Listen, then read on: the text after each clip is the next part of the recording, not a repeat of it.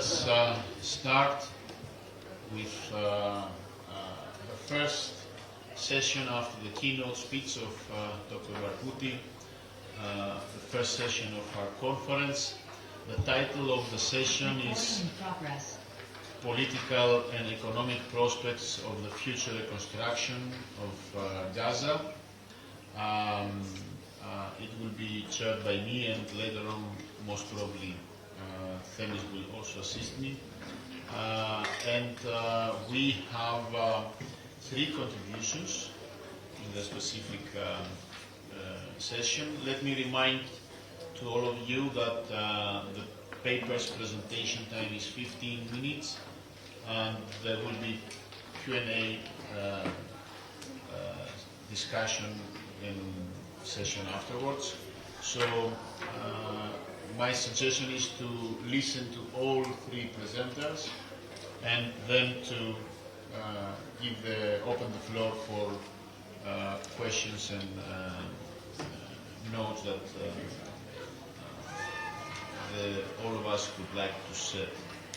I think that thereby it will be a more dynamic discussion afterwards. So we can start. I see that Noura has already opened her video. We can start with Noura Am from Dharma Research, APS. Not quite sure what APS means, but we can explain this. The title of her contribution is The Roles of the United Nations, the European Union, and NGOs in providing humanitarian aid and addressing reconstruction efforts in Palestine. So, Noura, the floor is yours. Thank you very much. Thank you all. Professor, I did have a PowerPoint presentation. May I email that to you or share my screen on this side? Yes. Yes, please, you can share it, yeah.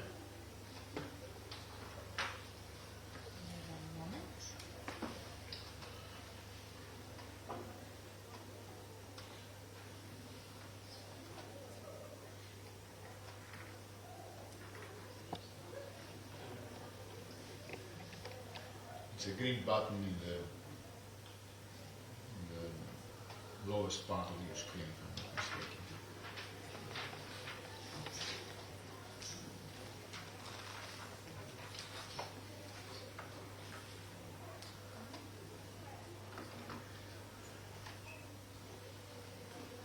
That's perfect. Can you see my screen? Yes, that's perfect. Very Noura, good. we Thank can you so see much. it perfectly. Very good. Thank you so much. Just what this means is I can't see any hands or I can't see the audience. So if there is a question or a comment as I proceed with the presentation, please do yell out loud so I can hear you. But I will say it loudly. Yeah. Thank you so much. Very good. Thank you so much. So I will spend this 15 minutes discussing the issues of humanitarian aid, the provision of humanitarian aid and relief and reconstruction efforts in Palestine. As many of you will know, the Gaza Strip,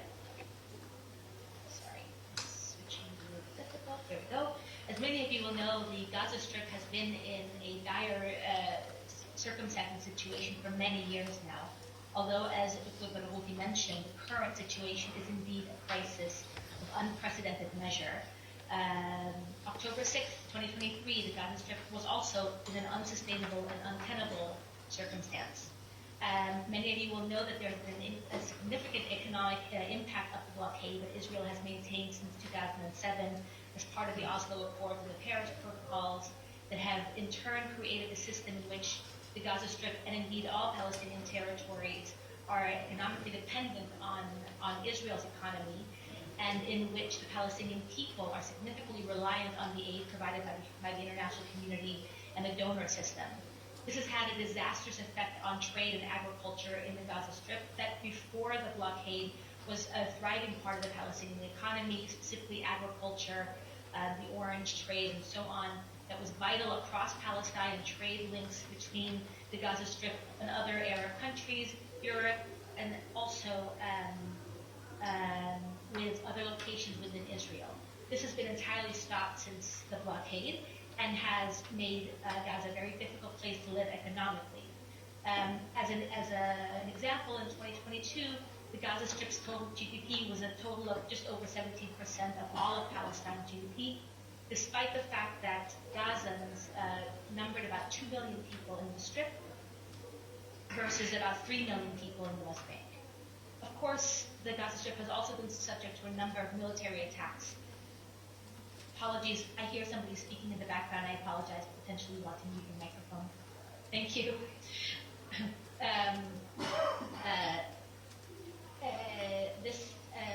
The continuous attacks, 2008, 2009, 2014, which is the largest attack before 2023, and 2021, have all had significant impact on the Gaza Strip and its economy and its people.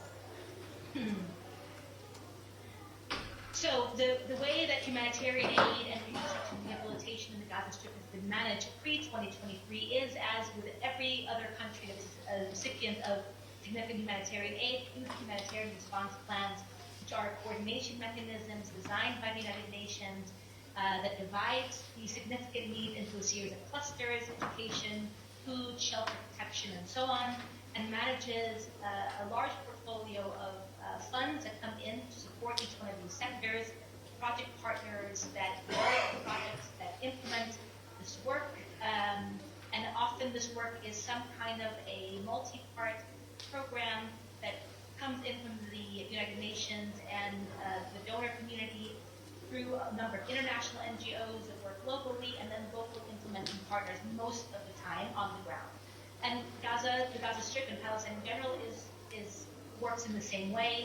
In 2022, there was just over $500 million in humanitarian aid to Palestine. Almost 400 million of that was specifically to the Gaza Strip. A large number of projects and operational partners. Of course, it's important to mention UNRWA, which is a very big player in this field, both in terms of education, but also in terms of providing and serving the hub for coordination efforts to the Gaza Strip and to Palestinians also in the West Bank to a lesser degree, but very much so in the Gaza Strip. So this coordination of aid is an important part. A lot of this work revolves around coordination with Palestinian actors. There are mechanisms in place to ensure that the aid and reconstruction efforts are managed in coordination with Palestinian leadership and Palestinian NGOs. There is a great deal of effort to coordinate these activities with Israel. As many of you will know, COGAT, Israel's military wing that is responsible for managing and overseeing the Palestinian territories, plays a very large part in allowing and preventing certain goods and services and people to enter and leave the Gaza Strip. In the current war, as Dr. Babouki mentioned, the numbers of trucks, the amount of humanitarian aid that has been able to reach Gaza is almost down to zero. Not quite zero, but very low, and certainly not enough to meet the needs of the population. This is because COGAT manages a system in which it allows certain materials in and decides, and we have heard from many colleagues on the ground, that in the current circumstance, often the requirements for allowing certain goods in and out is arbitrary and changes on a regular basis. We have heard examples of things like trucks being packed and then being distributed, and on their way in, Israeli soldiers will say the packaging format has changed. Khaki, green tents are no longer applicable because green is a military color, so it may be dual use. So there's all of this that goes into managing the delivery of aid. And this is where we can talk about the degree to which humanitarian aid and relief and reconstruction plays a political role. Even in the most generous of interpretations, the way, the way in which the power hierarchy works is that the United Nations, donor communities, the international community, the European Union must coordinate these activities with Israel, and in that way allows Israel to prioritize its own security needs, its own larger political needs over the needs of a Gazan population that today is facing, of course, the very dire circumstances, including famine, starvation, disease, lack of water, and so on. But this is not only since 2023. This has been historically where where the Israeli population, the Israeli administration rather, and the military system is able to negotiate on behalf of its own need, and that is seen as a priority over the needs of regular Palestinian civilians. I won't go into the current situation so much. I think what Wookie gave was a nice overview, but just to know that once, the day after, whenever it comes, the humanitarian and rehabilitation needs will be, unbelievable. There will be an immediate need to provide a great amount of food aid. There are high levels of famine, including child malnutrition. Clean water, basic sanitation, sewage systems are almost completely missing from the Gaza Strip. There will need to be temporary shelter options for at least 1.7 million Gazans. I believe that once the war is over, that number might increase. There will have to be makeshift medical facilities and specialized care providers brought in. We have seen a large number of individuals with long-term, lifelong disabilities and amputations. Of course, there will need to be mass trauma specialist programs, education options for the hundreds of thousands of Gaza school children and university school students who have not been in school for the last over a year. And of course, eventually cash for work or basic income programs to assist financially the Gaza population once there are even things to purchase within the Gaza Strip. And all of this in advance of any reconstruction of the Strip itself, which today we understand that it's going to take about a decade simply to clear the rubble from the Gaza Strip.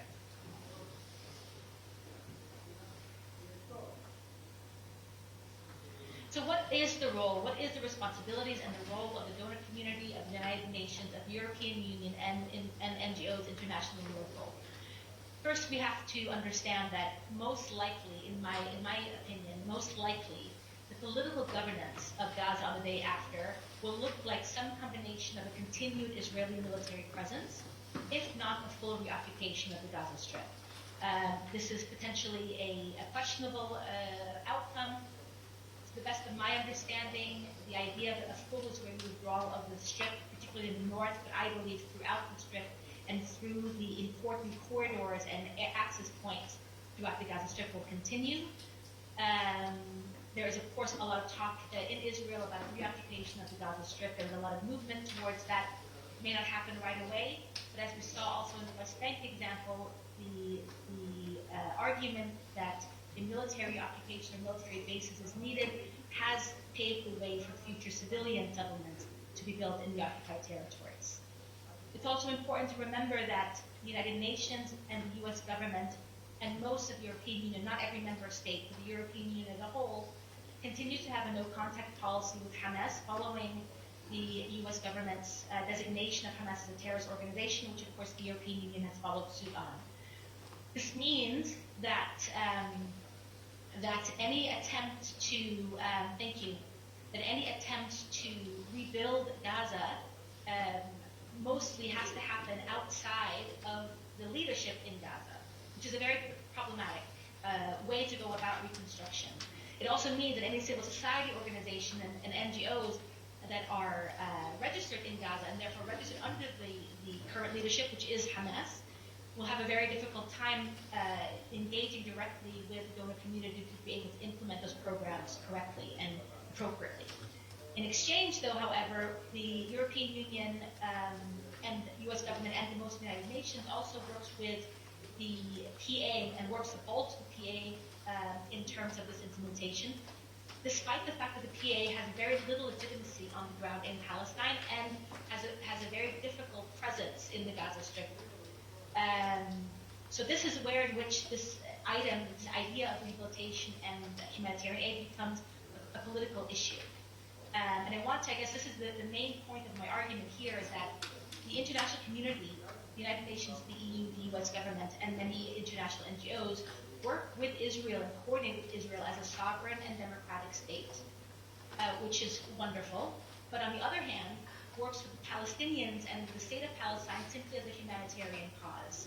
And the requirements and boundaries and capacities to ensure that the humanitarian aid can be met is, first of all, subject to Israel's requirements, but also the rights that are granted to any sovereign state are not extended to the Palestinian people. So the right to self-determination, as Ruki mentioned, the right to self-defense is, of course, issued to Israel, but Palestinians and Palestine are not given the same kind of understanding and the same kind of respect, I would argue. And we can see this having played out specifically after the 2014 war, where the Gaza response mechanism, if you will remember that, was hugely criticized and found to be quite unsuccessful, but it allowed the United Nations to work as an intermediary between the UN and the donor community and Gaza, and avoided Gaza's leadership, Gazan civil society, and the people and organizations and institutions that would be best served and best able to actually manage humanitarian aid and reconstruction and work towards using those efforts to work towards a sustainable peace, both for Israel's security and for the well-being and the rights of the Palestinian people. I will close there to respect the time. Thank you very much for your attention.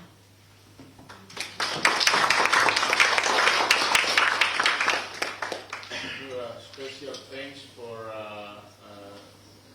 keeping the time and for bringing in front of us so many important concepts. Special thanks for keeping the time, Nora, and for bringing to us many insightful information, especially for the day after.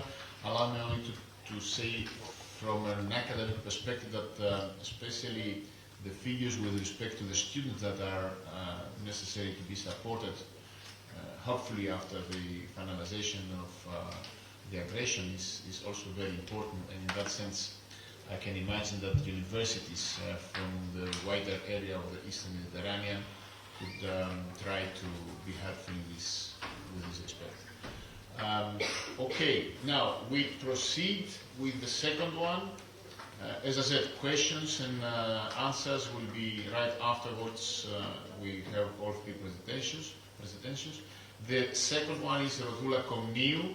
Rodula is one of the youngest colleagues of ours from Aristotle University. She graduated relatively freshly from a master's degree which is co-organized by the School of Political Sciences and the School of Economics of our faculty, and she will contribute with a paper under the title United Nations, European Union and NGO Reconstruction Efforts, very close, I suppose, also to the previous contribution.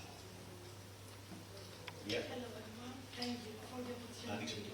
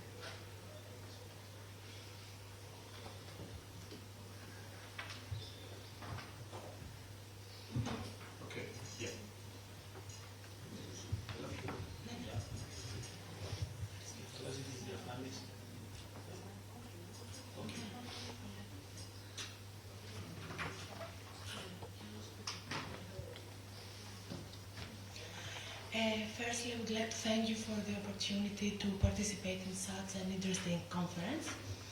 The title of my paper and my presentation is From Humanitarian Aid to Policy, UN, EU and NGO Reconstruction Efforts.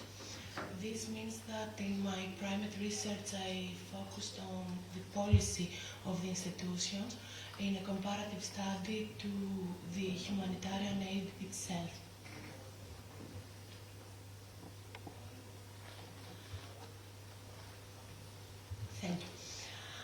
So the institutions play a critical role in the humanitarian aid. The support that is often given is delayed, and especially in conflict zones, it is often non-existent. This means that the institution's response is mainly reactive than preventive. Most of the aid stock is totally ruined in some points, with parallel danger for those who distribute it. EU's humanitarian support is the main donation. European Union is one of the main donors that is committed to save lives, alleviating suffering and preserving human dignity for Palestinians. This means that it has some key areas of focus, mostly with food, health, water and sanitation and hygiene, shelter and financial support. The financial support that was given since the start of war at 7th of October 2023 was 988.2 million euros, a lot more than the assistance that was before the start of the war. Member states, after the start of the war, immediately formed a team that is called Team Europe to rapidly mobilize additional funds. This is a representation of the European Union's humanitarian aid that is showing the difference between before 2023 and after 2023.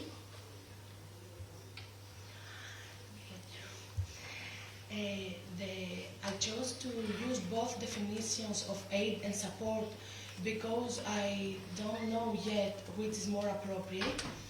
And I would like to refer that the four principles of European Union is humanity, neutrality, impartiality and independence.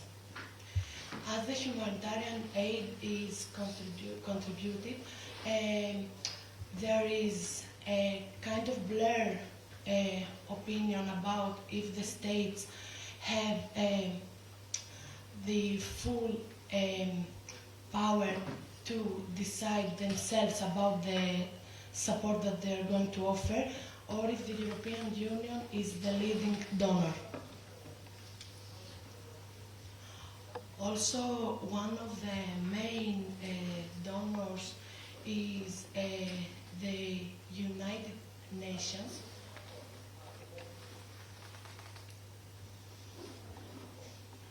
Thank you.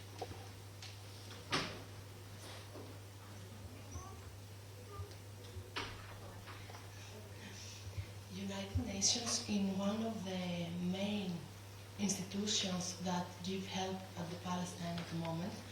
It has some urgent political standpoints that focus on the compliance with international law, diplomatic efforts for peace, and urgent appeals.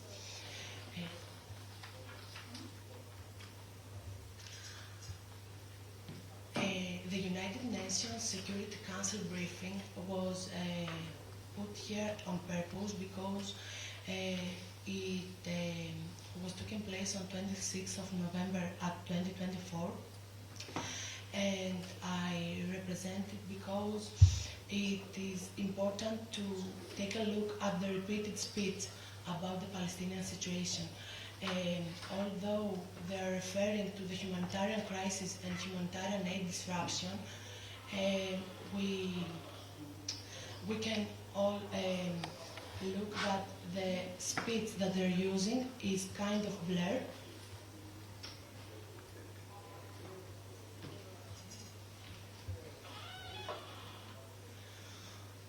Although the United Nations are a big donor, they have their main agency that is very important for the Palestinian refugees. It is one of the oldest agencies. It's the United Nations Relief and Works Agency that was established in 1949 to provide support to the Palestinian refugees. Its mandate is primarily humanitarian and it's focusing on some key functions as education, healthcare, relief and social services, infrastructure and camp improvement, emergency response and microfinance. where UNRWA operates in Gaza Strip, West Bank, including East Jerusalem, Jordan, Lebanon, and Syria. And it is important to refer that it provides critical services to millions of Palestinian refugees and acts as a lifeline of education, health, and social stability in volatile regions.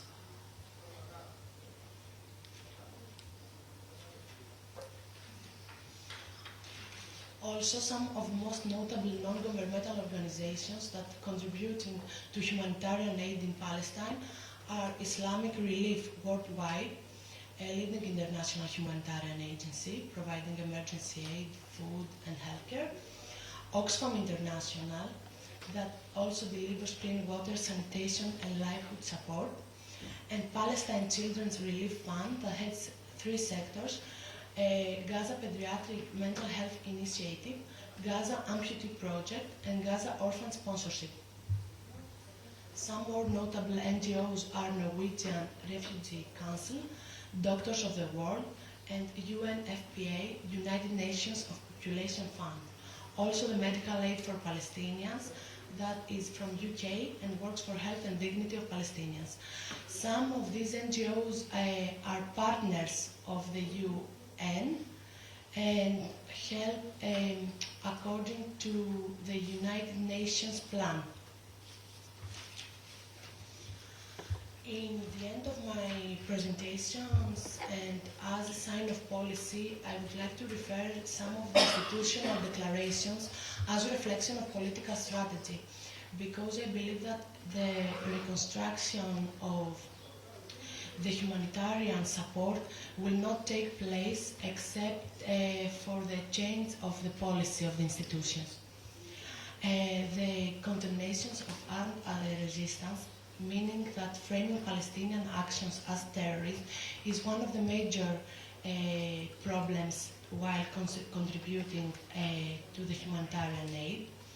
The institutions have openly opposed speaking against the Palestinian cause, meaning that they're treating disproportionate actions by Israeli and Palestinian groups as equivalent, not giving emphasis to the crime of war that is taking place every single day in Palestine. The selective humanitarian focus is highlighting Israeli casualties or hostages while minimizing or not referring at all the Palestinian suffering. The lack of accountability for occupation is avoiding clear condemnation of illegal settlements and ongoing occupation. And the push for ceasefire without addressing root causes is advocating peace without addressing systemic injustice of the occupation. Also, the failure to recognize Palestinian sovereignty and self-determination is treating Palestine as a humanitarian issue and not a political entity. This means that although there is a political entity there that is not recognized by the global international law, Palestine is treated as a humanitarian issue only. The silence of annexation policies means that there are weak or not at all responses to the Israeli expansion in the West Bank and East Jerusalem, and the precondition negotiations are demanding Palestinian concessions while exempting Israel from similar obligations. Moreover, framing resistance as a threat to stability is minimizing the Palestinian cause and prioritizing regional stability over justice for Palestinians. At the end, I would like to give emphasis on the major problem of the institutional declarations, the emphasis that is given on the two-state solution without enforcement. This means that the reference to the solution is existent, but in a very mediocre level, and there is an avoidance of mechanisms to ensure that it will be real. Thank you.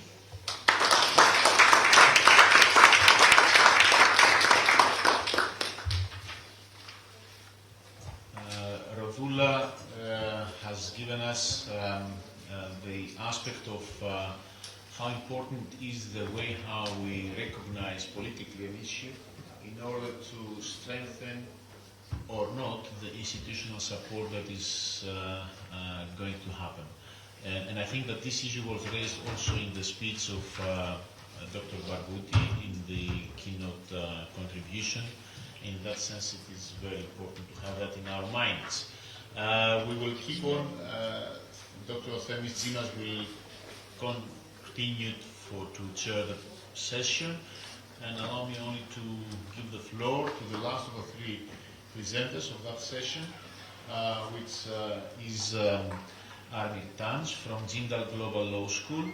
The title of his contribution is Collective Memory, Biopolitics and Reconstruction of Gaza, Navigating Life and Loss in a Fragmented Landscape.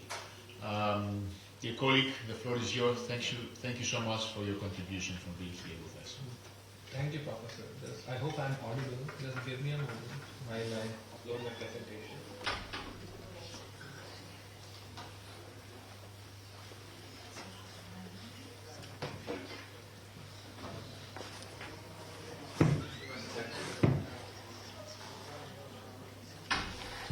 Okay, so we can begin now.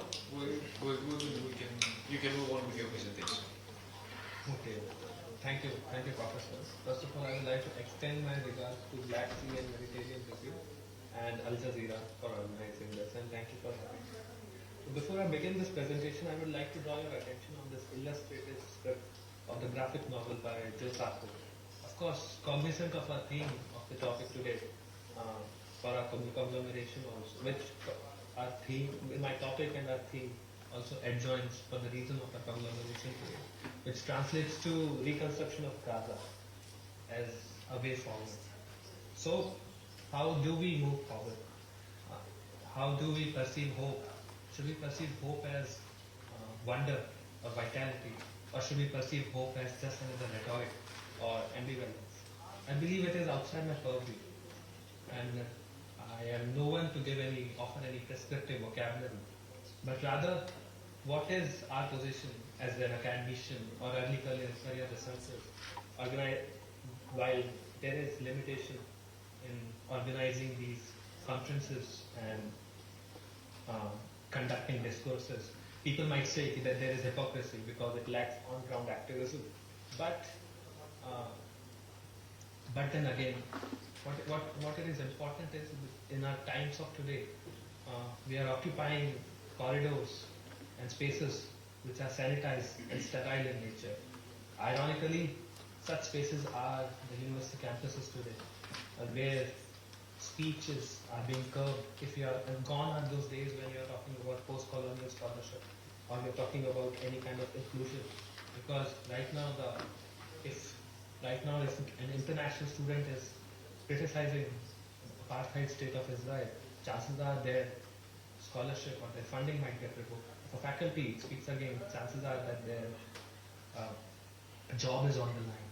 So how does one continue to speak up in this age of multiculturalism, but at the same time the double standard of lack of multiculturalism, lack of post-colonial academic scholarship?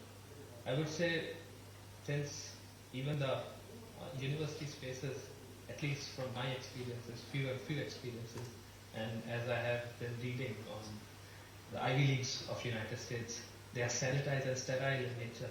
So how does one partake in defiance? I would say the defiance could be in the capacity of contamination. And that contamination could be in the form of communication, contamination could be in the form of conversation. Conversation like this, which we are having right now, on Gaza, on Palestine, after 1 year of this onslaught. So, this contamination also comes with a complicity, and that complicity is the limitation with which we are operating. And the limitation is that we are not in Gaza, that we are not in Palestine. Our immediate reality, in our immediate reality, we can hear the sound of birds, we can hear sounds of each other, and not the supersonic jets or bombarding airplanes. So with that limitation, and with that profoundly paradox with which we continue to operate almost on a daily basis, I will begin my presentation. So, John Berger, in his Ways of Seeing, mentions how we see things is affected by what we know and what we believe. So what do we know is at the end of the day determined by what is on our disposal and what is being told to us in the modern form of storytelling and modern form of documentation, which is journalism, and which is coming from the formal places of documentation, formal places of formulating collective memory. And those formal spaces are telling us, people who are outside Palestine, people who are living outside the occupied territory, that the narrative is twisted, the narrative is highly contested, and it is intractable. But at the same time, people who are living within the Palestinian territory are witnessing something else, and they are witnessing a condemnation of the memory of justice, where a notion of their self-determination is on hold for past 76 years. And if we are talking specifically in a settler colonial context, then any kind of apartheid state will try its best, will always perceive any kind of collective identity as a threat to the regime itself, as we have witnessed in past how during the funeral procession of Shireen Abu Alik, how there was a military crackdown, or if there are any protesters who are participating in a protest within occupied territory, then their houses are demolished as a mean to send message to the masses in the form of extrajudicial house demolition. So, secondly, preventing political existence and political resistance, not only people but even civil society and human rights organizations are also on the recipient end of state of apartheid, state of Israel's constant claim on victimhood and silencing of the other. As we have noticed that the banning of UNRWA or arbitrary detention of journalists across Gaza and across West Bank has been happening for past ever since the 1967 borders have been drawn. But in the past 1 year, there is no journalism that is happening. More than 100 journalists have been shot dead by the IDF snipers, and the whole Gaza is leveled in debris and rubble, while the watchdogs are still using a sanitized and a comfortable vocabulary on justifying the existence of onslaught that is happening. And regarding the economic prosperity and territorial fragmentation, there's a catch-22 logic here. And here the logic is that there is no green line. The green line has vanished, to be honest. And the apartheid state of Israel has opted in the most insidious way to hold territories, what they call Judea and Samaria, by accelerating colonization. In those areas. Sorry, I'm hearing some voice. Is there any? It's probably the Okay, I'll continue then.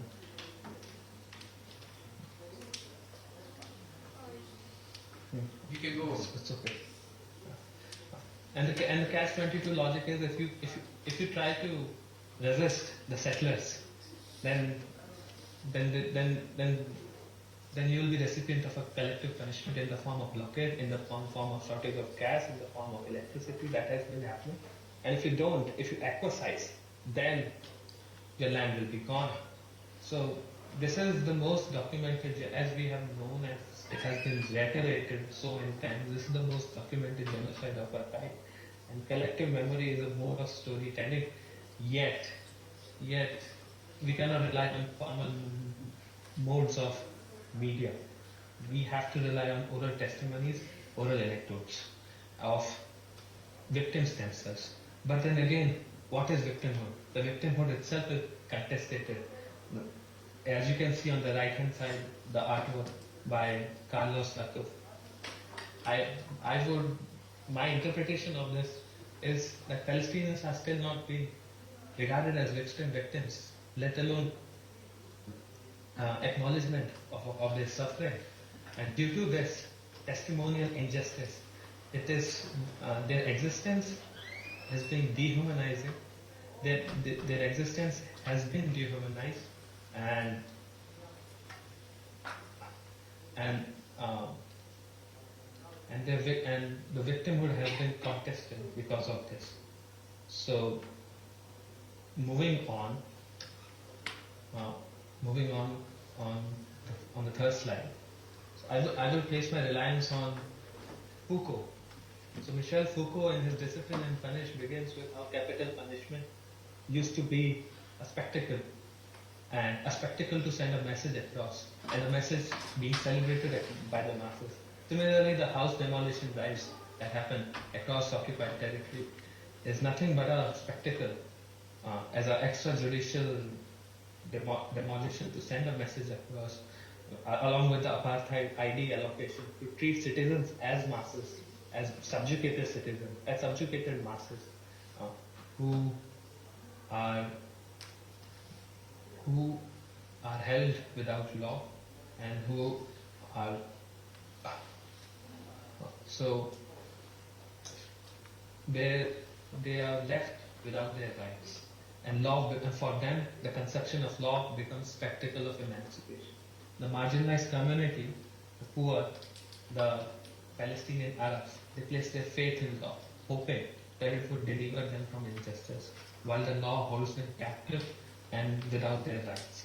Through this, not only the state of Israel is acting as a Hobbesian notion, a leviathan, but also through enacting these laws and curbing movement and population growth. There is infliction of social and psychological damage due to the forced internal displacement. Now, how would resistance happen in a state like this, in a condition like this, where your immediate reality is like this?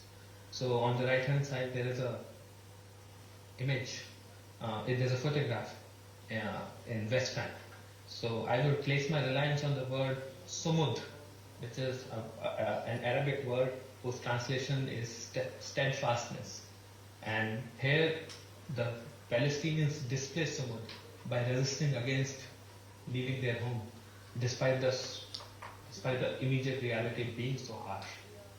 And with this image, there's an intent behind the structure, and the intent behind the structure is to recall, realize, and localize, recall, recognize, and localize the identity within the society. So when offsprings, the future generations, each time they look back, because there's no formal mode of documentation, a formal mode of collective memory on which they can rely. They have to rely on oral history, and the oral history can exist in the manifestation of structures and symbols amongst the local community. And so that the children, when they look at the key memorial, they will remember the house that was demolished and the land that was lost. Moving forward on the slide of methodology, I believe it was important for me to add this slide, because me being not from Palestine,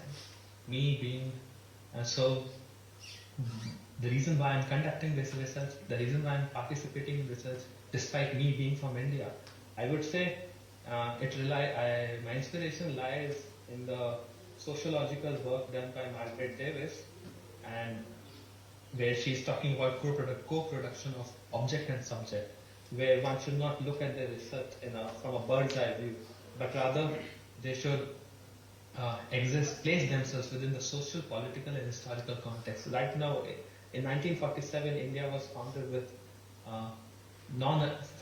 under Prime Minister Jawaharlal Nehru, with leading non-alignment movement in the backdrop of Cold War, along with Gamal Abdel Nasser, extending solidarity to Palestinian statehood. But right now, India is sending indentured labor to occupied territories to build houses, to build settlements. The Indian private companies are working with IDF to offer them drones and technologies. And at the same time, India is the biggest exporter of military weapons and intelligence softwares like Pegasus from Israel, which is unfortunate. So Sorry that to was, interrupt you. You have 5 more minutes, okay? yeah. I'm on my final slide. And so, is this the end? I would say, perhaps for the course of this presentation, yes, this is the end. But like the Greek mythical creature Ouroboros, who eats its own tail. So, in the name of suppressing resistance through perennial occupation, the apartheid state is also creating a new resistance. And the new resistance, after some time, this new resistance, there is the cause and the consequences, they get blurred. But this blurring is also perpetuating danger of othering which is being celebrated globally. Instead of offering solidarity, the victims, instead of acknowledging their victim, they are being othered. They are being, like as Professor, before the conference started, as Professor Mustafa also mentioned, that right now the future US ambassador to Israel also says that Palestinians don't exist. So this form of othering is also a consequence of such perennial occupation. So what should we do? There is no prescriptive vocabulary. It is the occupation that is breeding this monstrosity. It is doing violence to both perpetrators and victims. The victims are condemned to die, but the perpetrators have to live with what they have done. So do their children for generations. However, right now, my focus for this presentation has been primarily driven by the notion of narrative and notion of epistemic injustice and testimonial injustice. So right now, with the limitation of time, I would focus on the artwork by Carlos Latov on the lower left-hand side, where Piers Morgan is mentioning his reverberating again and again, despite acknowledging the crimes of Israel, but has been reverberating that condemn Hamas. Condemn Hamas has become the truth of our world. So I would say we should move past it. The onus should not be on the marginalized community. The onus should not be on the victim. The onus should not be on the Palestinians to define or defend. Rather, to extend solidarity to Palestinian peoples involves taking definitive steps towards dismantling the broader structures of epistemic injustice. And through communications, through conversations, and through occupying spaces which are often sanitized and sterile by the authorities themselves. So that's it. Thank you. Thank you very much. We have about 9 minutes for questions and answers to the 3 speakers. So let's make good use of it. Whoever wants to have the floor, pose a question.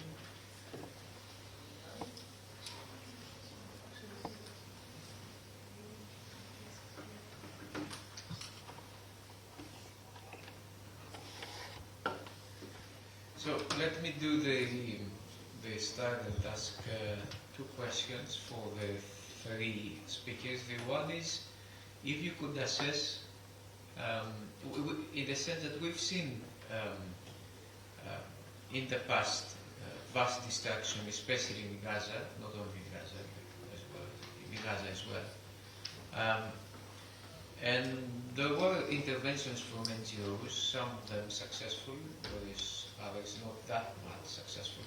So do you think that, is it the NGO sector that can contribute, maybe, or is it in reality other states, such as Arabic states, Gulf states, or Iran possibly? And more importantly, even than that, what is the significance of the Palestinian resistance in rebuilding the networking of Hamas, of Islamic Jihad, or the other factions? And for the last speaker, because it's really interesting, the story of India in relation to the Palestinian issue.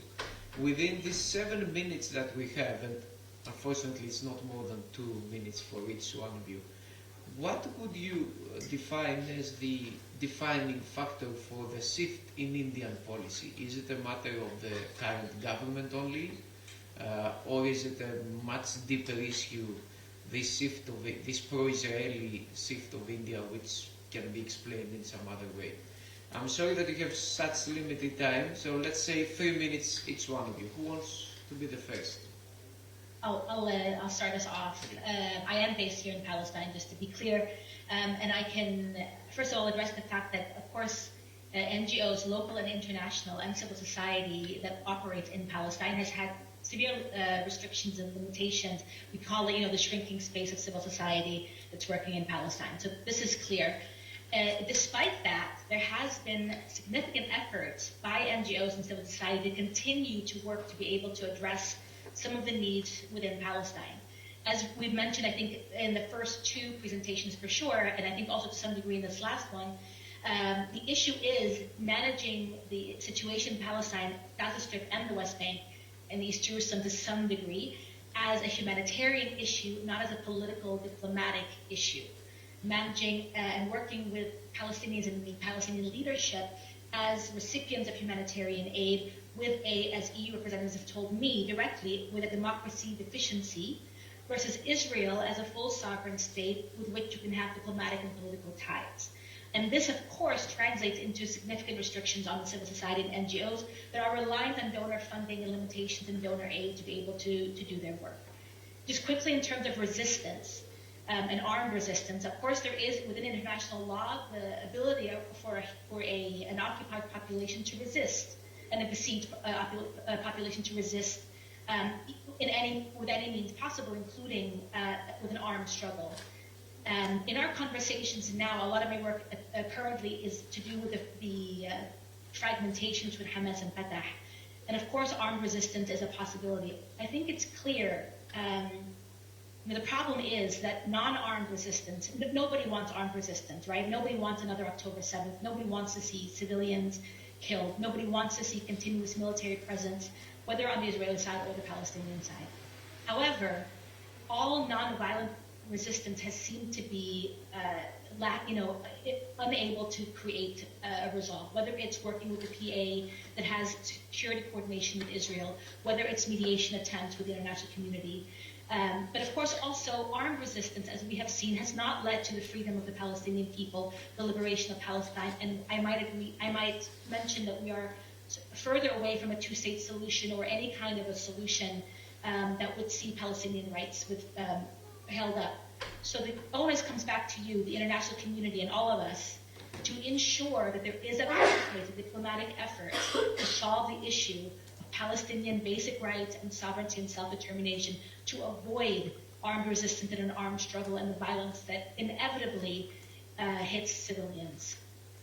On to the next speaker, please. Thank you. Rahula, maybe you could be the second one.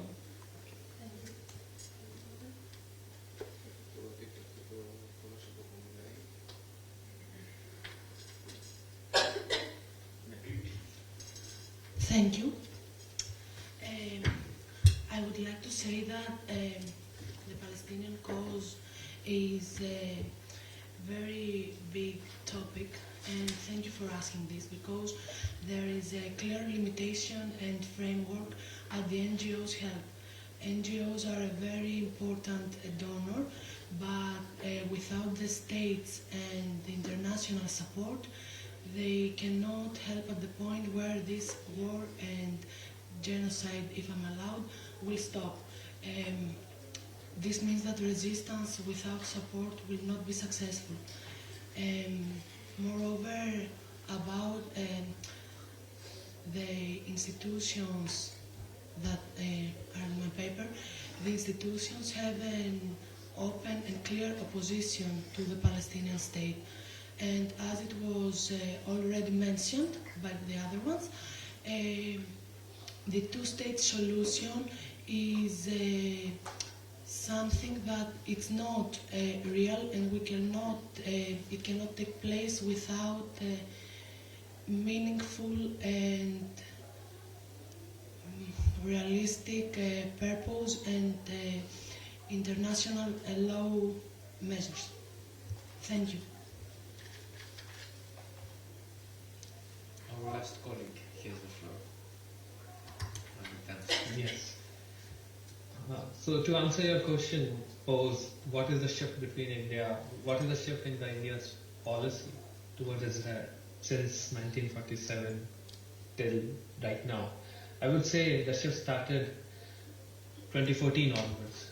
2014 onwards, ever since the new government, BJP government that has came to power, they have started the clamor of coining a term called New India. A new India is being formed. And this new India is completely of a different picture of what the foundation of India was. The foundation of India was founded on socialist, secular, democratic republic. That is what it says on a preamble. And right now, the social fabric, which is the secular identity itself, is under pressure, which is deeply getting plummeted almost exponentially with each passing day. Right now, I believe the current party is intending, ever since this party has came to power in 2014, it has only continued to intend on homogenization of identity. And with homogenization of identity comes the second-class status of Muslims. The mosques are being raided in India, which shouldn't be the case, but it is what is happening. And secondly, the citizenship bills are being passed where religion identity is a crucial element to identify someone's citizenship. If they are not citizens, then if they do not qualify, then they will be sent to detention camps. So I would say the shift in the policy is primarily because the sheer hatred for Muslims, to say it frankly. This is a major overarching theme between what has happened since 1947 till right now. So, to answer the question. Thank you very much. It's been a very interesting session. We have to cut short because we're directly moving to the next one, which is about the Palestinian statehood and the two-state solution. Thank you very much, all three of you. Very interesting presentations. Hope to have you with us for the rest of the conference, and we'll have your papers in our journal as well. I should pass the floor now to Michalis. Michali?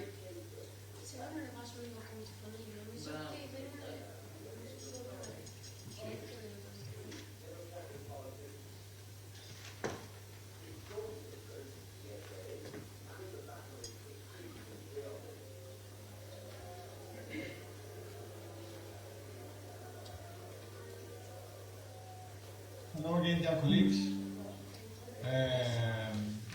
Femi, I will just need your help when it comes to the Q&A session after the end of the presentations, because you have access to the audience there. So I hope you can help me with who is asking what. I will stay here and I will guide you the questions. Okay. Thank you so much. Thank you. Now, dear attendants, dear colleagues, we are now moving to the second session. So far, it has been so much interesting, so much inspiring, and we have also kept the time, the originally announced timetable, which is also very important. So let us now move on directly to the second session titled Palestinian Statehood and Future Dynamics regarding a two-state solution, feasibility, chances and risks. The first speaker in this session, according to the schedule, is Mr. Stefano Lovi from the University of International Studies of Rome. Mr. Lovi is with us.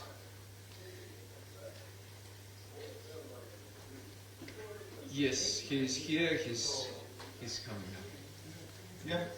The title of Stefano Lovi's presentation is Assessing the Two-State Solution, Feasibility, Challenges, and Prospects. Mr. Lovi, the floor is yours for 15 minutes. Okay. Can you hear me? I'm sorry, but I don't have any PowerPoint.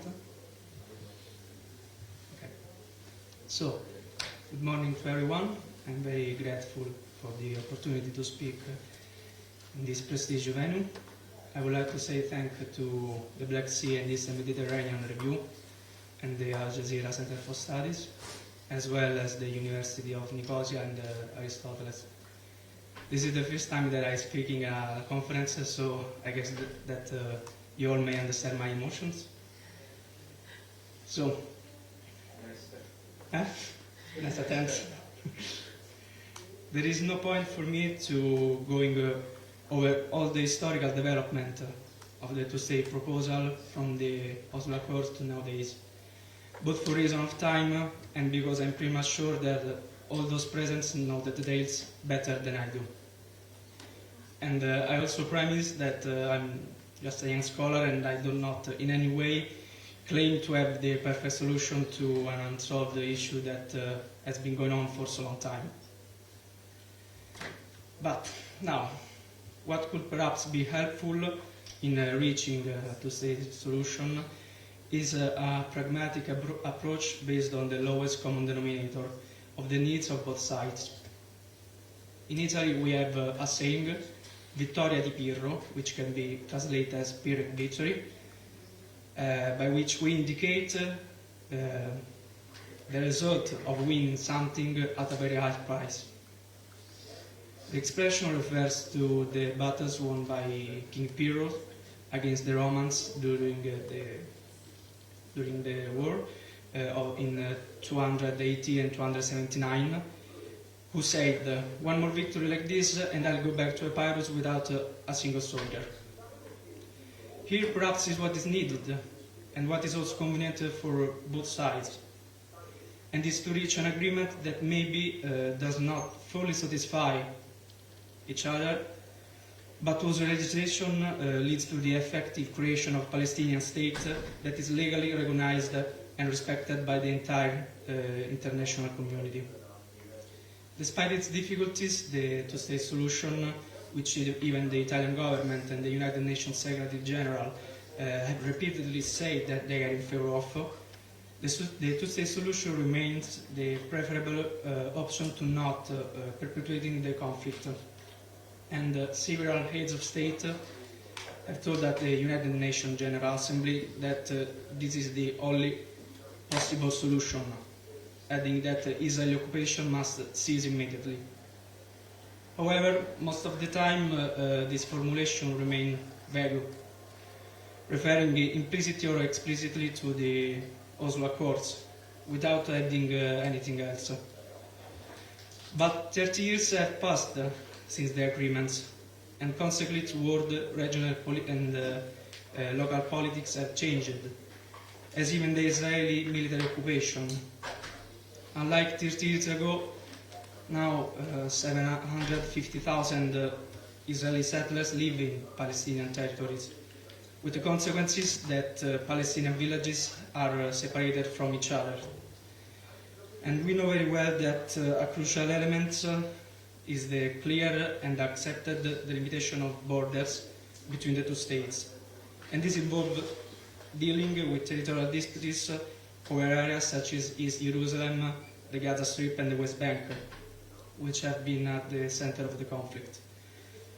The result of the Israeli expansion in so-called Area C is a mosaic of unconnected points of villages of Palestinians, which according to Professor Salim Vali is somewhat a reminiscence of the so-called Bantustan system during the apartheid in South Africa, while the international community has often been content to manage the crisis without really reopening the political issue. As we know, the internal division in Palestinian organization and politics also compromise the ability to negotiate with a single voice, However, thanks to China's efforts to mediate in July, reconciliation between Hamas and the various Palestinian organizations has intensified since the 7th of October, with an agreement that visualizes the creation of a provisional government of reconciliation to administer Gaza and West Bank. While on the Israeli side, pressure from extremist group opposes the creation of a Palestinian state that is recognized by the international community, bringing as justification the security risk for the state of Israel. However, if we can see a positive point is that this consideration is not unequivocal, as we can see from the words of the current opposition leader and the former Israeli Prime Minister Yair Lapid, who emphasized the importance of guaranteeing Israeli security, but at the same time the creation of a stable and peaceful environment between the two nations. But now let us take a step back and review some political philosophy. For me it's a little bit strange to talk about philosophy here in this country where philosophy itself gives birth. In short, let us go to the basic. What are the characteristics of a state? In political philosophy, the essential characteristics of a state are generally identified through a series of distinctive elements that allow it to be defined as an autonomous and organized political structure. In addition to the community of individuals that compose it, the institutional apparatus and the legal norms, which remind us of authors such as Ernest Renan or Benedict Anderson, there are distinctive elements that the Palestinian state lacks today, namely the international recognition. Both Alexander Wendt and Charles Tilley remind us that the recognition by the international community helps to define the identity of a state and its position in the international community. But currently Palestine is recognized by 147 states, but not from Israel and the USA. And Palestine must have an active role in the international system, interacting with other states through diplomatic relations, statements and agreements. Secondly, the legitimate use of violence and the monopoly of the legitimate use of violence. As according to Max Weber, one of the fundamental characteristics of a state is the legitimate use of monopoly of violence within the boundaries of the territories, and as stated by Oslo Accords, the Palestinian Authority is authorized to maintain an internal security force and public order, but in practice it does not allow for the creation of an army, and this is one of the most critical issues. Third, well-defined territory. As political scientist Robert Dahl reminds us, the state possesses a geographical and area delimited by a well-established borders. Within exercises its power and control access to it, and many authors also assume the territorial continuity. And to these characteristics I would like to add the economic independence. In addition to the exorbitant cost of rebuilding Gaza, which have been estimated by the United Nations by $40 billion and taking about 16 years, the Palestinians will need financial support from the international community to lay the foundation for a viable and self-sufficient state. Now, Israeli military incursion, arrests of Palestinians, and Israeli settlers' violence have increased dramatically in the occupied West Bank, and as Antonio Guterres said, recent developments are driving a stake through the heart of any perspective of a two-state solution. While Gaza is being decimated and millions of Palestinians are trying to survive without shelter, food, water, or adequate medical care, the Israeli government continues to legalize the settlements in the West Bank, exacerbating the challenges to a viable two-state solution. And most international jurists believe that the settlements violate the Fourth Geneva Convention. A realization of a two-state solution requires dialogue, perhaps with the mediation of an independent geopolitical actor.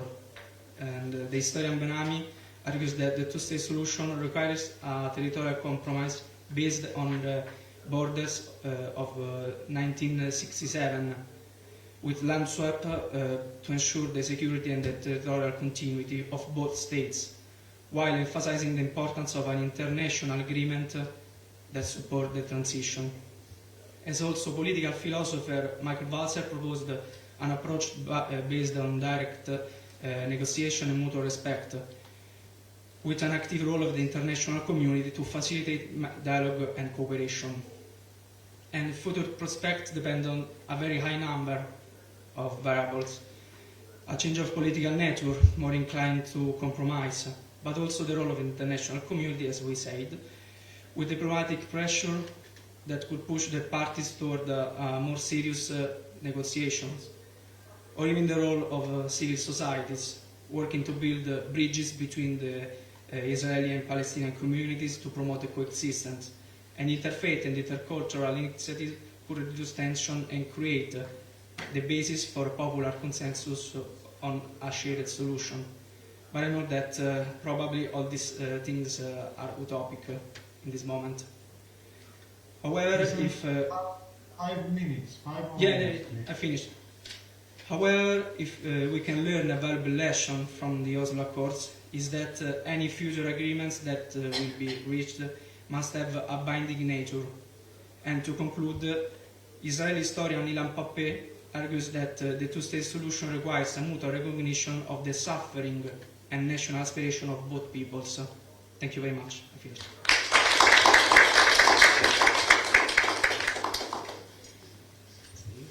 Thank you very much, Mr. David, both for the very interesting presentation and for keeping the time that has been allocated. Now let us proceed with the second presentation in the second session of this conference. It's the presentation from Ms. Rita Ferreira, graduate from Maastricht University. The title of the presentation is A Palestinian State and the Role of the International Community. Mrs. Ferreira, the floor is yours for 15 minutes, and I would ask Themis to provide Mrs. Ferreira with the right to share her screen in case, of course, she has a PowerPoint presentation for us. Hi, can everyone hear me? Okay, thank you. Unfortunately, I was not able to provide a PowerPoint presentation for today, but I will present my paper or the gist of it today without the PowerPoint. I believe that to begin to understand this problem, it is important, firstly, to understand that Israel as a country is a very peculiar endeavor, as it is seen by many as a colonialist project, but it also hinges on religious, spiritual, and safety grounds to the lands of historic Palestine to justify its existence and necessity. As we know, there was increasing pressure to establish a Jewish homeland, especially after World War II and of the Holocaust. Following this, as numerous immigrants arrived in Palestine during the 1920s and 30s, many of whom were fleeing persecution, the issue became more sensitive. The issue is still very sensitive, as denying Jewish aspirations to the land has become, till today, increasingly more difficult.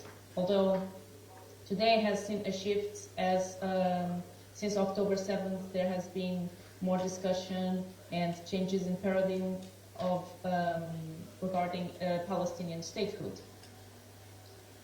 Despite Israel's claims of wanting to be a safe haven for Jewish people, there is the other side of the coin, which says that numerous policies applied by successive Israeli governments, it is important to mention not only the current government, are in line with Zionist aspirations dating back to the 1800s, to the territory of historic Palestine and could be said to confer on the country colonialist and apartheid character, especially within the occupied Palestinian territories. As throughout the decades, Israel's laws, policies, and practices and occupied Palestine have underscored its intent to retain permanent, effective control and to apply its sovereignty therein. Now moving on to Palestine and its right to statehood, as is argued by some authors. As a Class A mandate, we know that Palestine had reached the stage of development where their existence as a nation could be provisionally recognized. Importantly, in its well-advisory opinion, the ICJ recalled that the mandates were established as a sacred trust of civilization, based on the principles of non-annexation and of the well-being and development of peoples, not yet able to govern themselves. The ICJ reasoned that the ultimate objective of the sacred trust, referred to in Article 22, paragraph 1st of the Covenant of the League of Nations, was the self-determination of the peoples concerned. On this basis, it could be argued that the Balfour Declaration was itself merely a political statement. It was of dubious legal standing and as a binding commitment made when the UK had no authority over Palestine, as we know that the mandate started in 1923. So it has been argued that the League Council did not have the legal power to seemingly bypass the requirement of the Covenant to provisionally recognize statehood through the 1923 agreement. So it could be said that the mandate itself could be illegal for contravening primary international law, although this is not established fact. It is controversial fact. As mentioned before, Palestine had a population in a specified territory, which are two elements of a state. It has recognition by most UN members, but it has never been treated like one. It has never acquired the other requirement for a sovereign state, which is the right to self-determination and the exercise of its own sovereignty.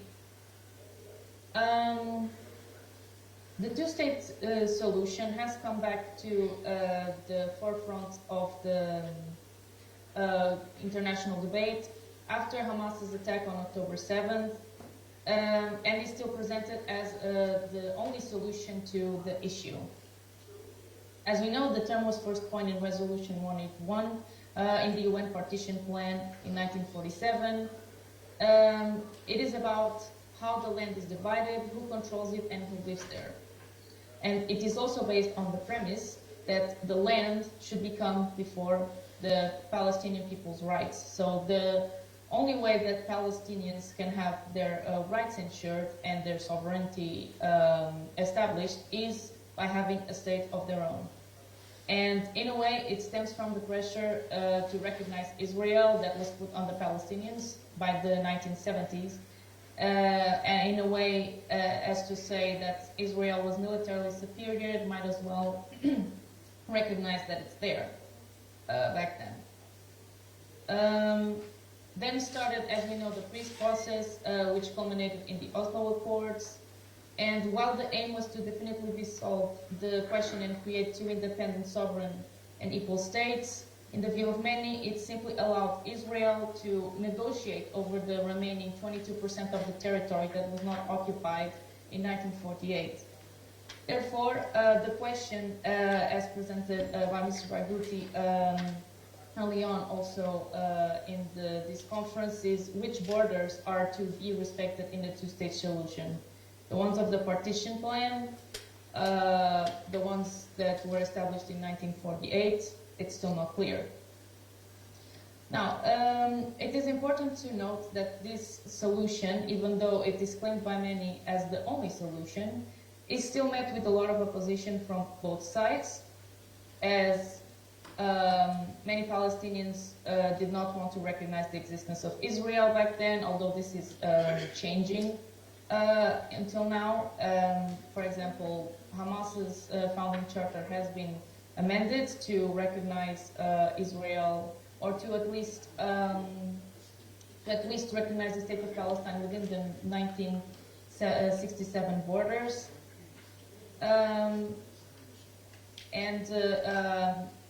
but as the attack on October 7 shows, that may still be a controversial point on the Palestinian side. Israel's opposition is also evident, as the most, perhaps one of the most recent examples was evidenced by Netanyahu's display of the new Middle East, as, for example, the PLO now recognizes Israel, and the Assad Hamas, although not having a clear position, calls for a Palestinian state within 1967 borders. The apartheid policies evidence this this opposition to the existence of two states, as there are a lot of issues that are still not discussed, or that Israel is not willing to discuss, such as the denial of the right to return, of self-determination, the existence of checkpoints in Palestinian land, expropriation of Palestinian land within its territory, raids, among others. There has been interference in the democratic process in Palestine as well, which also evidences opposition. And the two-state solution is contrary to the Zionist aspirations, as it implies the recognition of Palestinians' right to statehood, which Israel does not accept, as is evident from expansionist and colonialist policies, such as as evidenced by their nation-state law, for example. Furthermore, it can be said that within the 1967 borders of Palestine, Israel has violated the prohibition of acquisition of territory by force, of the right to self-determination, and on the prohibition of apartheid. Israel has also managed to cultivate a culture of hatred, racism, and Jewish supremacy among this population, unfortunately. Not saying that all Israelis are hateful of Palestinians, but unfortunately there has been suppression of numerous media sources, and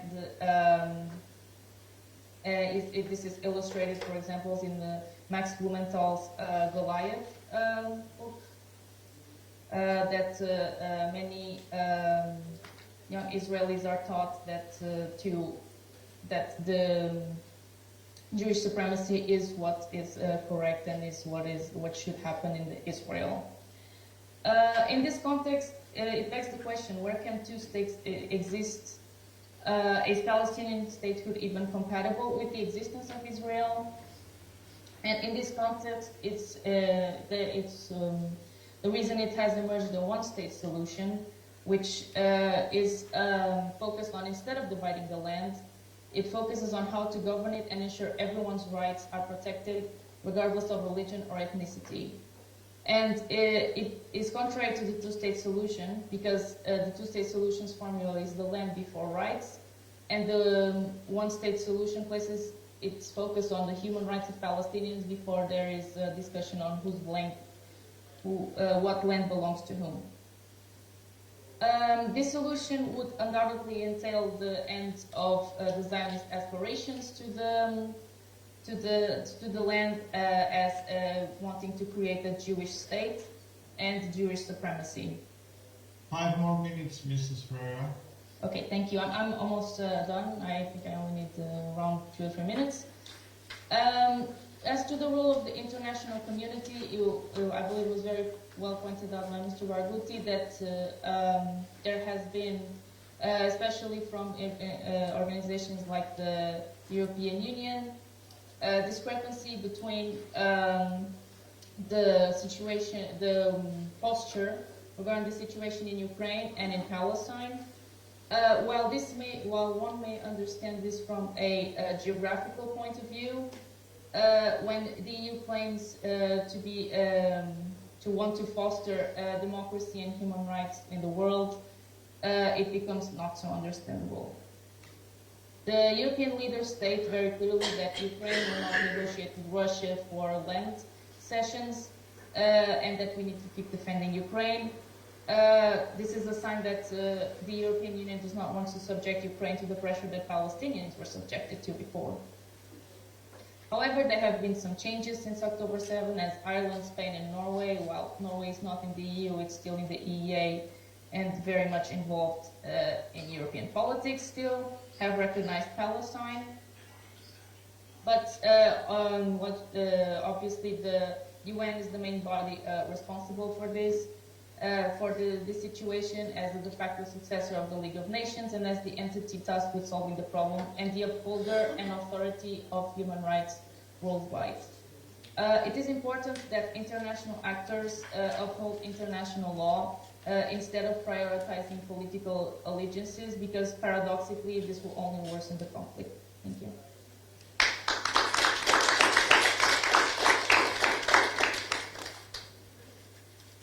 Thank you very much, Mrs. Ferreira.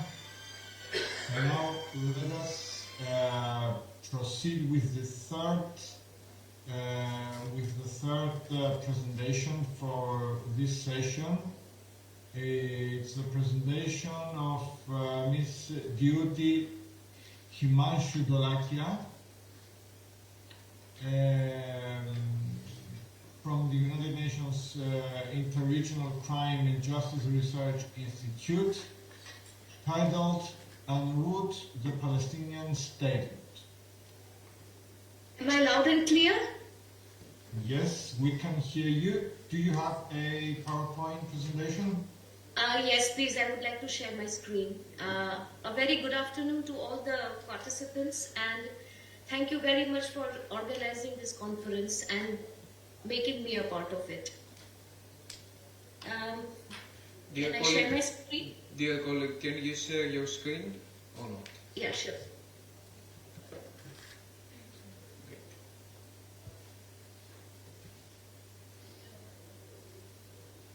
I will be discussing en route the Palestinian statehood. Much has already been discussed, but still much needs to be. Says 1,000 words. The state of Palestine is what we all want. However, there are some obstacles in achieving an independent state of Palestine. Today I will embark en route the Palestinian statehood by offering solutions and possible or probable solutions and obstacles in achieving the same. A permanent end to the Israel-Palestine conflict lies in recognizing Palestine as an independent state and giving it a full membership at the United Nations. So according to me, these are the three solutions that I can come up. The first is obviously to admit Palestine as a United Nations member. The second is the immediate issuance of arrest warrants. However, the historic moment has arrived and this has been taken care of as we speak. And lastly, stop all military aid to Israel in its extensive military operations amounting to genocidal violence against Palestinians. Discussing the admittance of Palestine as a United Nations member state. As has been rightly remarked by the presenters before me, the UK mandated Palestine was already Palestine. It only was divided into Israel and Palestine. So it is really surprising that Palestine, after 76 years, still needs to be recognized as a state. And it's really depressing and frustrating, not only for the Palestinians, but for the international community as a whole. The initial request for United Nations membership was sent on September 2011 by President Abbas of Palestine. However, a year later, the United Nations General Assembly declared Palestine as a non-member observer state, which was kind of a slap on the face, so to say. 12 years almost have passed, and even today, when the same issue comes up before the United Nations Security Council, out of the 15 members, 12 have voted in favor. However, the US, as usual, has vetoed, and there is a Swiss and English abstention, once again leading to a dead end for the Palestinians. The second solution was the arrest warrants. As you can see, I have put an asterisk after should, because while I was preparing the presentation, the arrest warrants were not issued. The ICC should, it has issued. So what difference does the arrest warrants make?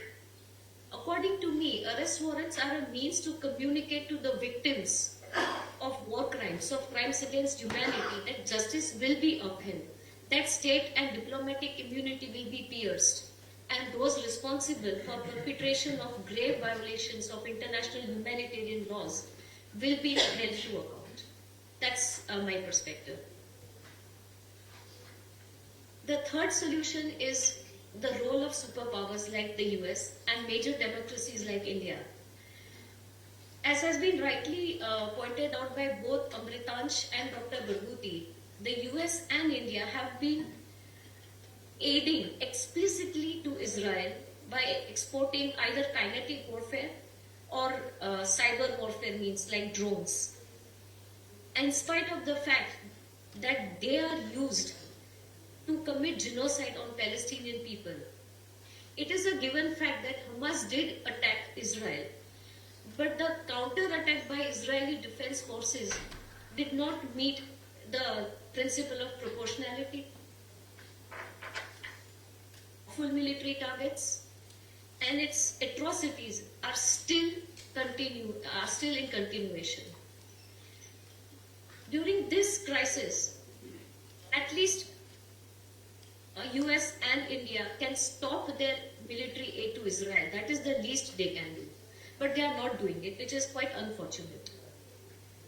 So here the question is, are these member states willing to play their part while also aligning international law and global peace?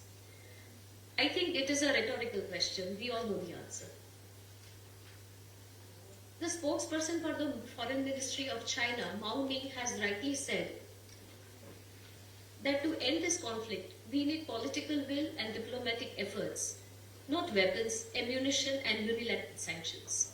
And I quite agree with this, as I am sure you all will agree. Lack of political will in admitting Palestine as a United Nations member is of primary importance because it hinders the existence of Palestine as a state. It is not about only being a state, but it is about the feelings, the dignity of the Palestinian people as a whole. The second, I would not now set obstacle because the ICC has finally done what it was supposed to do. And again, the last one is the military aid sent to Israel, in spite of an arms embargo on Israel. Let us discuss the political lack of political will on the part of the United States. A fourth veto was exercised by the US since October 2023 last year against a United Nations Security Council resolution calling for an immediate, unconditional and permanent ceasefire in Gaza. It is reported that the United States is against the unconditional ceasefire as it wants the release of Israeli hostages by Hamas. It has been reported by a political director, Jewish Voice for Peace.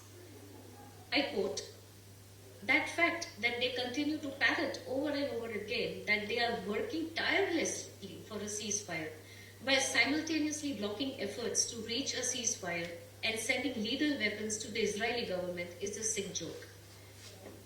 The actions and words of Israel, of the US, are incongruent. It seems as if the US is oscillating between vetoing resolutions regarding ceasefire in Gaza, on the other hand calling for a reduction in the intensity of the hostilities. It may please be noted that the focus is on reducing the intensity, not the hostilities per se. That also means a lot. It gives insight into the political ideology of the US, if you like it. The US would vote against the United Nations Security Council resolution, as the US has been very clear consistently that premature actions in the New York, even with the best intentions, will not achieve statehood for the Palestinian people unless such result comes from direct negotiations between the parties. here obviously the parties are the Israeli government and Hamas or PLO. If not Hamas, then PLO, which again is not going to materialize. So it is, as Amritansh had used the word, catch-22 is the apt situation to describe the entire US take on Israel-Palestine conflict. India is following suit. On 18th September, India abstained from the United Nations General Assembly vote against Israel, as the resolution called for sanctions and in particular an arms embargo on Israel. Now the government of India is continuing to grant licenses to non-state actors like the Adani Elbit company, which is formed in partnership with Israel's Elbit systems.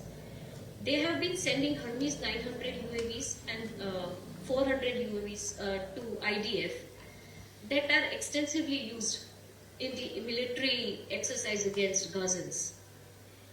By doing so, by granting the licenses to non-state actors, India is not only violating international humanitarian law, but is in a way being complicit in the genocidal act against Gazans. 5 more minutes, please. Okay. The lack of political will and leadership from Israel, per the sources, Al Jazeera has reported that Netanyahu will continue waging war for personal gains as he faces trial for fraud, bribery and breach of trust. So the continuation of the war seems the only way out of these charges. The final was the historic move by the ICC, as arrest warrants are a means of communicating to the victims that justice will be upheld. This move by the ICC is quite important, as it is for the first time in 22 years that ICC has issued arrest warrants against a Western-backed head of state. Israeli leaders have been indicted against these articles of the Rome Statute. Just one more important fact is the acceptance of a state of Palestine by the ICC is enough of now to give some relief to the people of Palestine. They are at least accepted somewhere, and ICC can exert its jurisdiction on the state of Palestine. Finally, both India and the US and any other member states should act favorably during any UNSC or UNGA resolutions. Both New Delhi and Washington should put at bay their political agenda and try to work towards an independent Palestine state. Otherwise, it will remain a myth. This is the future, and I hope more is to come. Palestine takes seat at UNGA at par with other member states. I am using Palestine to reflect the entire population of Palestine, hence Palestine take a seat. Thank you.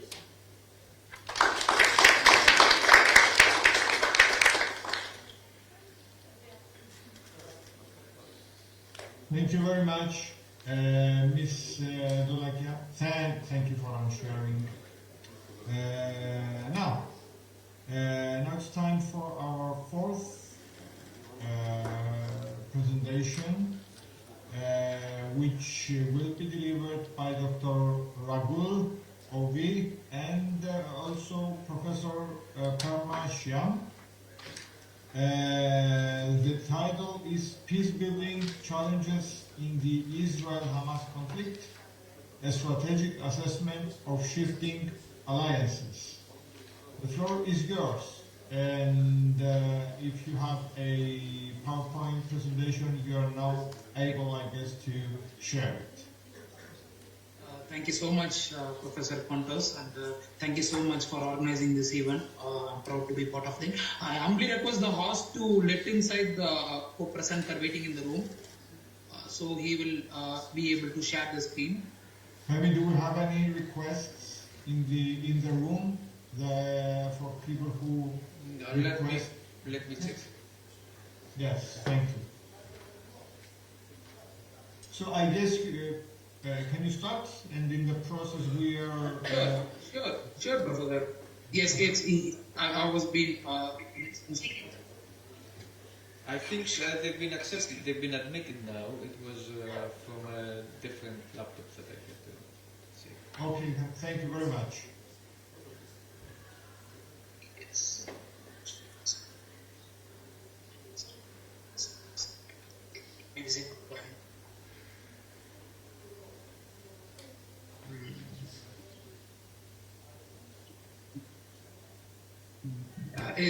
I hope that the screen is visible now. Thank you so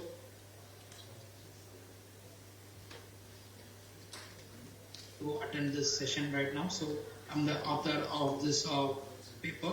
So I'll start my presentation. I've discussed about the strategic shifts of the alliances. I was wondered by the observation shared by Dr. Mustafa in the morning.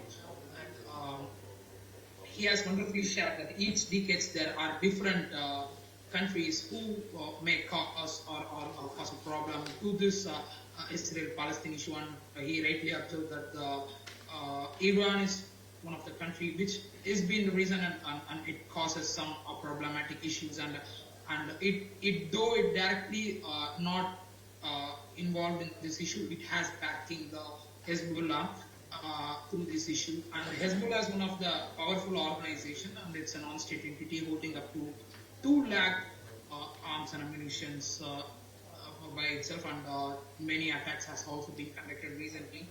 So, and absolutely Lebanon has want to put this issue or interfere at the moment is because to maintain its popularity in Lebanon, because it has gained its popularity in the year 1996, the Hezbollah, and it has lost its relevance in the year 2006, the Lebanon peace issue. And absolutely the UN resolution which asked the Hezbollah to remove its forces from the South Lebanon played a major role, and it faced a defeat and a strategic or psychological defeat. So which it again interferes to make it uplift or uphold its common ideology, maybe also because of some interest behind it, and is absolutely yes. And recent issues has escalated. I'd like to cite some of the issues like cyber attacks and pager blasts and the recent assassination of the Hezbollah's commander. These are the issues which has once again escalated the region's peace process. It has escalated. The escalation of conflict is once again being contrary to the peace process.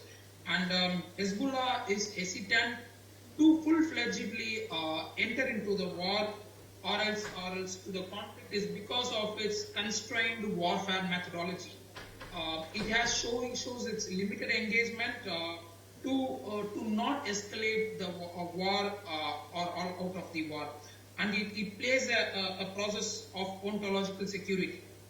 It tries to prioritize the preservation of its identity over the region in the Middle East. So that's the reason it hesitates to run entirely inside into the war.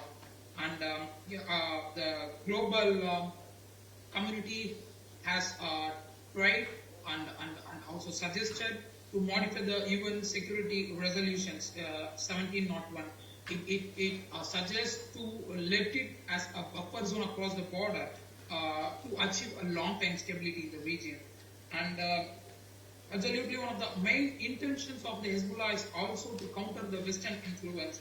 We will come to talk about the Abraham Accords in the upcoming slide, but still this Hezbollah's ideology or geopolitical shift is only based on one reason, to counter the common influence, maybe the Western domination in the region. And let me talk about the second key player in the region. It's Egypt. Egypt has no particular interest in encouraging this Hamas, or it has totally or entirely banned this Muslim Brotherhood in its region. And there are many criticisms of the recent Rafah issue because Egypt is being or an ally, not the indirect ally, but we can say that it has signed the Camp David Accord in the year 1978, so which it is abiding or not in direct conflict with Israel. So though we can see that it has opened this Rafah border 24/7 during this crisis, but it still restricts the access. Maybe it has a fear that Israel may criticize it for the reason to let the arms and ammunition enter into this Rafah border. And the one again reason that Egypt faces is the refugee crisis. Refugee crisis is the thing that it has already been experienced, and it once again not interested into experience this shift, because it is, though US and Israel directly directing this Egypt to let inside the refugees, but it worries of two main reasons. One is it may be a reason to undermine the Palestine cause. The long-fighted cause may be destroyed. And secondly, it is economically weaker, and it justifies its reason, stating that its economy may be hit harshly and badly. And it has also hosted Cairo Peace Summit in the year 2023, where it has put forth some of the ideas like exchange of hostages and reconciling Palestinian factions and achieving the ceasefire. But these were being rejected by Hamas, stating that it directly doesn't, justifies the underlying causes, and it has been it's been visible that honestly that Egypt is suffering from an economical crisis. It borrowed in billions from the IMF, and it received loans through international financial support. It justifies in somehow that it's really been suffering from energy shortages and many economic crises going on there.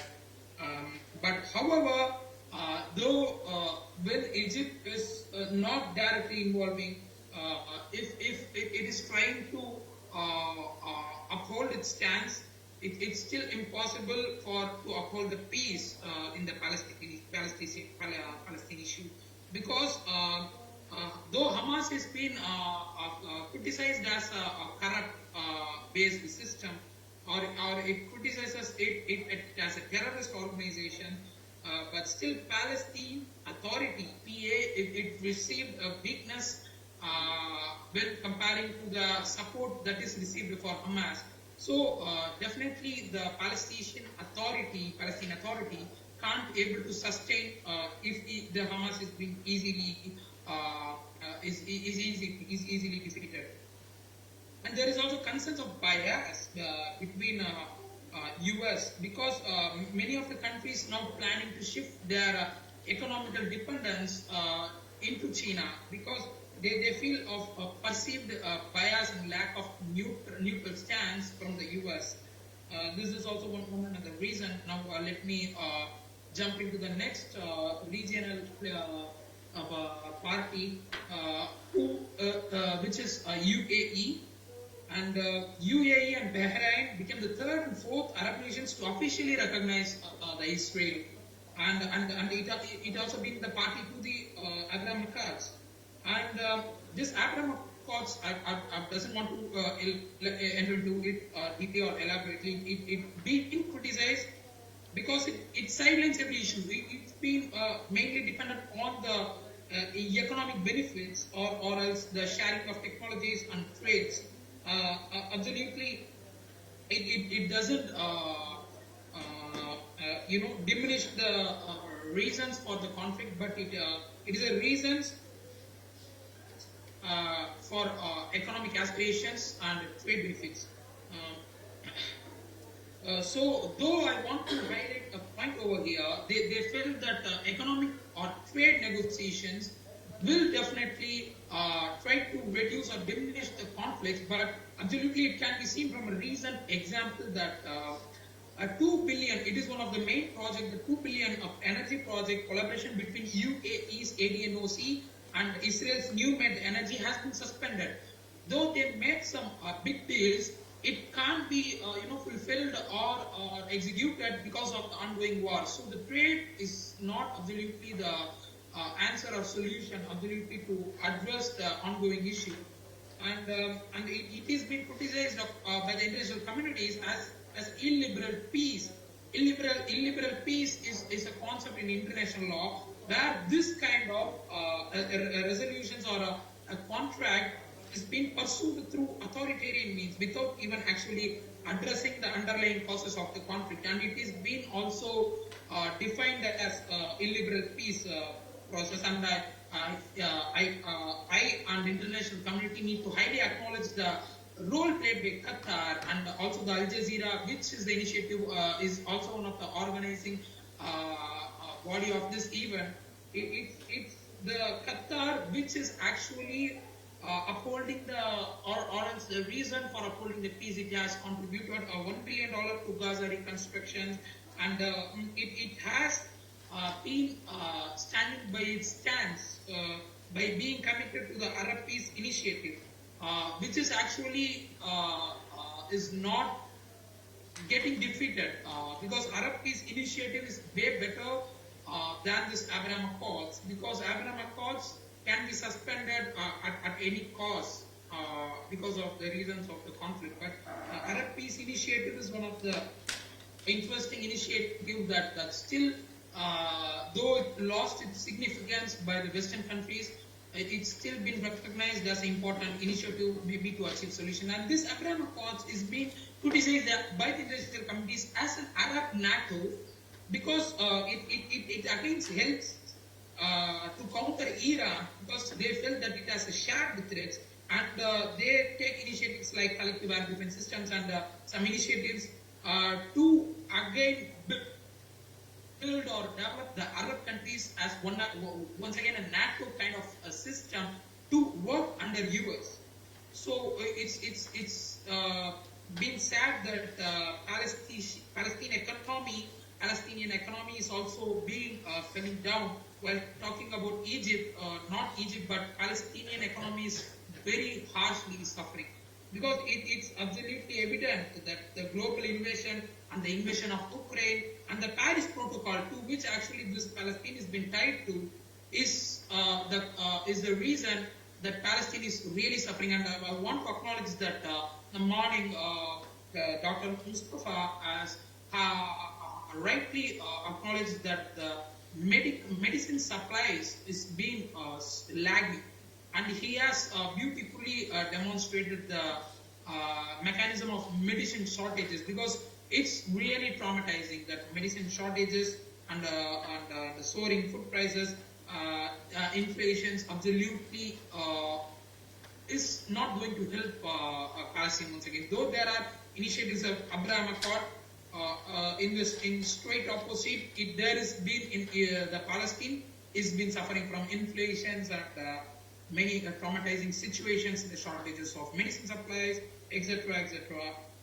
Yes, and Saudi Arabia we'll need to talk about Saudi Arabia.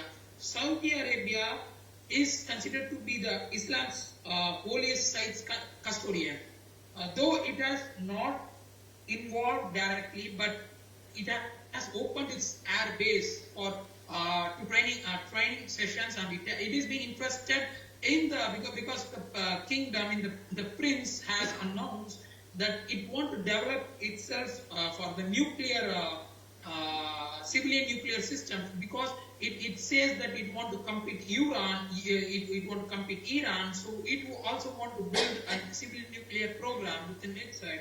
So it is again one of the saddest side of this Abraham Accords. And let us jump into the diplomatic hurdles and the pursuit of two-state solution. 2 more minutes. 2 more minutes. Yes, thank you, Professor. We will continue.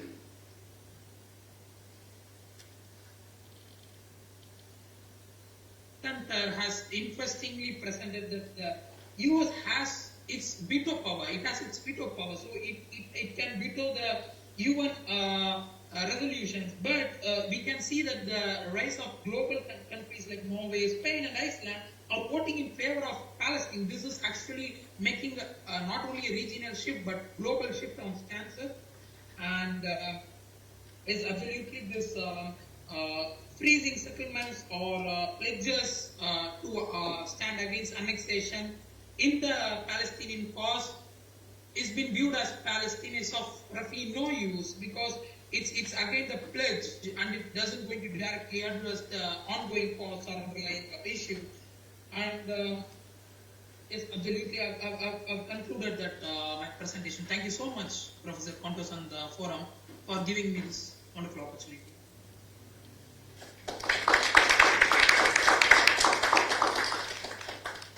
Thank you very much. Can you please unshare your screen?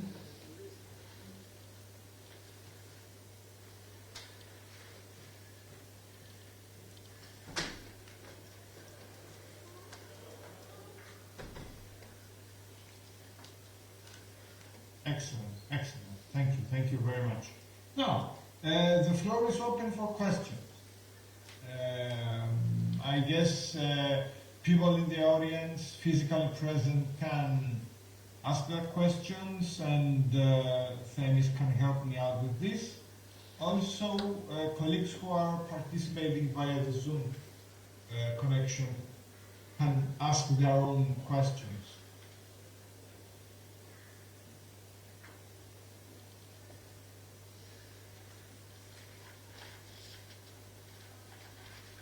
Shall I take the privilege to ask the first questions? One question for Mr. Stefano Lovi, if he's with us. Yes, he is. I'm not sure whether you said it. If you have said it, please forgive me. If you have not, I guess you would be kind enough to clarify something. I would like to ask about the binding nature of the Oslo Accords. You said something. I hear that you said something, but no. I say that the Accord of Oslo didn't have binding nature. So any agreement that will be reached in the future must have this binding nature that the Oslo Accord lacks. Yeah, they didn't have binding obligation. They are not binding for the signatory parties, but do they generate any obligations? Because they are international agreements, and in some instances in the past, for example, the International Court of Justice has found that even minutes of oral discussions can qualify as binding for the participating members. Yes, but in practice there is not something an authority that vigilates on this on the respect of these accords. Yeah. And one question for Radul. It's regarding how domestic developments in these countries that you have presented may affect the alliances. For example, Egypt.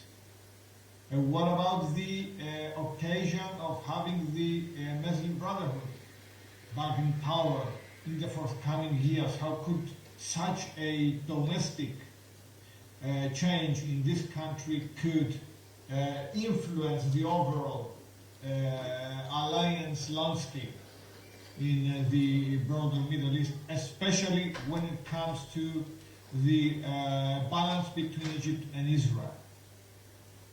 Thank you so much, Professor Pontos, for your question. I've said that Egypt's stance is that it views the Hamas or the organizations Hezbollah as a Muslim Brotherhood, as you rightly mentioned, because of the reason that in Sinai Peninsula, Egypt itself has been fighting for decades of domestic terrorism, etc. because Egypt is really fighting for the causes that it really, because it can't stand against its Middle East brothers or sisters or the countries, because it rightly need to stand in alliance with their ideologies. But when it comes to, because it has donated 500 million during this Rafah crisis. It has sent many aids, etc. But when it comes to the because there are two, it actually supports the Palestinian Authority. It is been standing against this Hezbollah and this Hamas, because it feels that it's being backed organizations of Iran.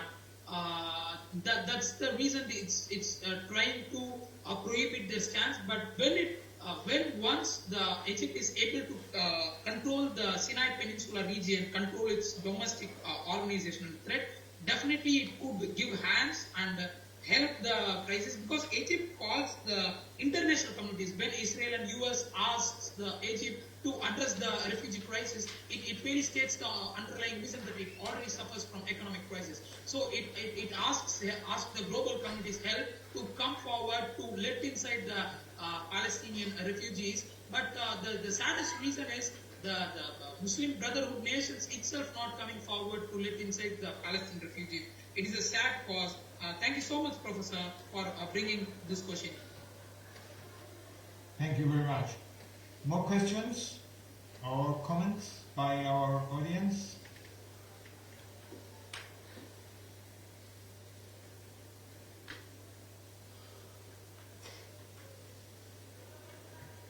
I think it's been a long day, Michael.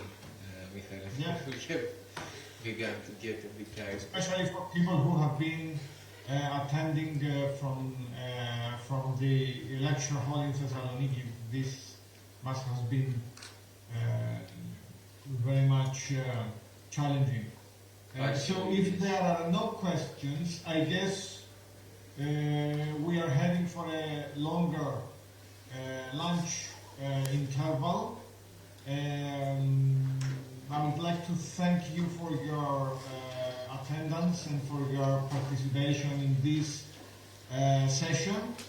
We will continue back again at 4 o'clock. At 4, yes. In session 3. Yeah, with the third session, which will be chaired by Femis. Thank you so much. Enjoy your lunch break. Thank you, Michael. Thank you, everybody.